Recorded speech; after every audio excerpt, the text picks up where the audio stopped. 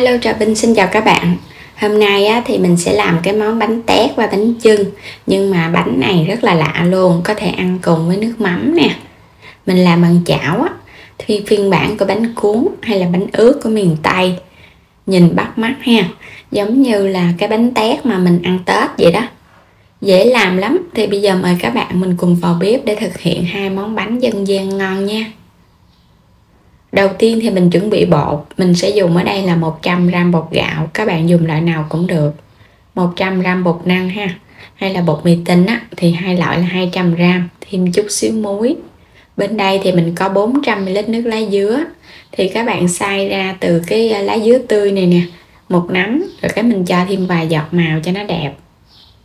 Rồi bây giờ pha bột nè. Mình sẽ cho hết 200g bột vô trong thau. Rồi dặn chút muối cho cái bánh nó đậm vị hơn. Trộn đều lên nha. Xong rồi các bạn sẽ lấy nước lá dứa mình cho vô. Thì với 200g bột mình dùng ở đây trước là 400ml nước lá dứa. Để chút nữa cho bột nó nghỉ xong rồi mình sẽ coi. Nếu mà thiếu nước thì mình thêm ha. Trộn đều lên cho phần bột nó tan rồi cho vô hết luôn. Phần nước lá dứa còn lại mình cho vô hết luôn ha. Mình cho thêm vài giọt màu để tạo cái màu xanh của lá chuối. Để bột ở đó cho nó nghỉ. Bây giờ mình chuẩn bị 200g thịt nạc xay. Mình có nửa cái củ hành tây thôi. Cái này tới nguyên củ một chút, mình dùng nửa củ sắn vừa vừa. Một cái góc nhỏ cà rốt ha. Hành lá. Rồi bây giờ xắt cái củ sắn ra. Củ sắn này của mình khoảng 300g. Xắt ra nhỏ nhỏ rồi các bạn xắt sợi lại. Cho nó nhỏ nhỏ thì vô cái phần nhân nó đều ngon. Mình sẽ cắt hạt lựu nha. Còn nếu mà muốn nhanh hơn thì mình xay ra. Cà rốt cũng vậy luôn. Mình dùng góc nhỏ này khoảng 50g thôi. Xắt hạt lựu cho nó đều với củ sắn để cho nó chín cùng được. Củ hành tây mình dùng nửa củ cũng xắt ra nhỏ nhỏ luôn. Rồi bây giờ đi xào. Cho vào trong chảo 2 muỗng canh dầu ăn. Mình xào thơm cái phần hành tây trước nha, cho nó dậy cái mùi hương lên. Rồi lấy thịt cho vô xào. Xào thịt với củ hành thì nó sẽ rời ra và nó thơm ngon lắm. Xào một chút xíu bắt đầu thịt nó săn thơm thì mình cho 2 loại củ vô. Rồi các bạn cũng xào nha. Xào sơ qua cho củ nó dậy mùi thơm thì mình sẽ nêm gia vị. Mình sẽ nêm vào đây muỗng canh hạt nêm, muỗng canh đường, muỗng canh dầu hào. Rồi trộn đều lên cho gia vị nó tan đều. Thì củ sắn cho vô, các bạn để lửa trung bình thôi ha, cho nó chín. Rồi bây giờ mình sẽ cho thêm tiêu xay nè. Trộn đều một cái nữa cho củ sắn nó chín rồi cái mình hãy cho hành lá vô. Vậy là xong phần nhân rồi. Xào cho nó khô nước rồi mình tắt bếp nha. Quay trở lại thau bột để cho nó nghỉ một chút. Thì bây giờ cho vào muỗng canh dầu ăn hay là dầu hành phi trộn đều lên nữa. Rồi bây giờ sẽ tráng bánh. Mình dùng cái chảo chống dính quét sơn lớp dầu làm nóng chảo. Các bạn sẽ cho bột vô nha.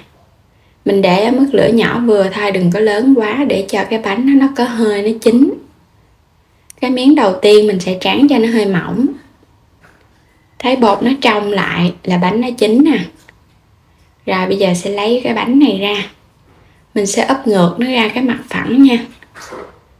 Nhớ thoa chút dầu để chống dính.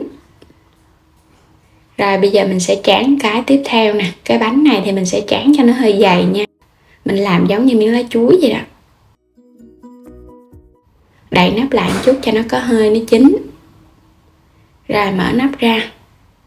Các bạn thấy có cái lớp bột hơi trắng trắng vậy nè, là do bột của mình thiếu nước. Bây giờ mình sẽ úp nó ra. Mình dùng cái màng bột thêm vào trong cái thau bột 100ml nước nữa, để cho bột của mình nó không có còn cái bột trắng nó lỏng ra. Rồi tráng tiếp nha. Cũng làm nóng chảo, các bạn hãy tráng bánh thì bánh nó sẽ bám bột vô chảo. Mình nghiêng sơn cái.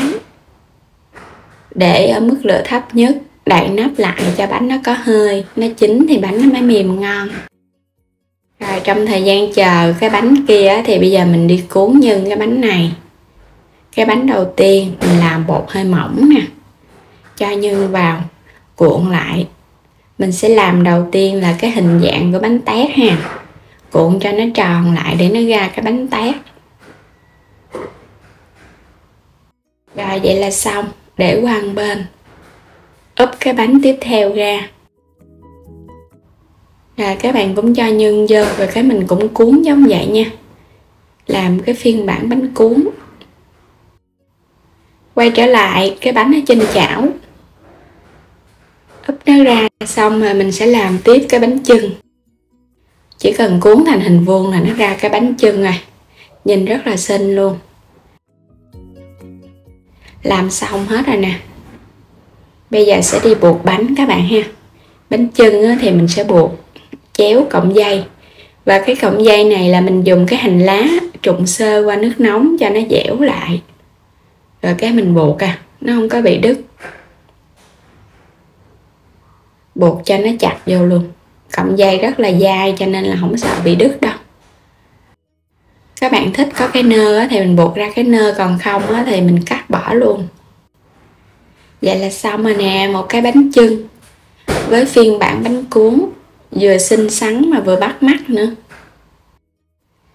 Rồi bây giờ mình sẽ buộc đến bánh tét. Bánh tét thì mình sẽ lấy cái cọng hành này nè, mình chéo cái đầu trước ha, giống như là cái đầu bánh vậy đó. Rồi cái túm nó lại, úp xuống cũng được, buộc cũng được. Rồi những cái mối dây thì các bạn buộc từng mối nha, cái siết nó lại cho nó tròn tròn ra cái dạng bánh. Mình làm từng mối dây kéo nó xuống, rồi luồn cọng dây khác vô, cũng làm tương tự, buộc chặt lại. Vậy là xong rồi nè. Làm xong hết rồi, những cái bánh tét và bánh chưng xinh xắn bắt mắt, bên trong là nhân thịt củ, vừa đậm đà mà vừa ngon miệng nữa. Ăn một miếng bánh mà đầy đủ dinh dưỡng mà no bụng nữa. Đó, nhìn ngon quá các bạn ha. Ăn cùng với nước mắm chua ngọt. Và nếu mà thích có rau thì các bạn cho thêm chút xíu rau thơm và giá trụng nữa, giống như mình ăn bánh cuốn. Đó, nhìn ngon quá nè.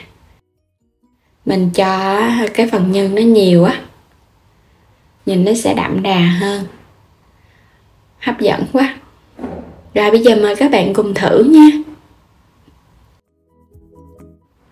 Bột thì dai dai mềm mềm nè, phần nhân rất là đậm đà, cho thêm chút xíu nước mắm chua ngọt nữa, ăn nó không có bị ngán đâu.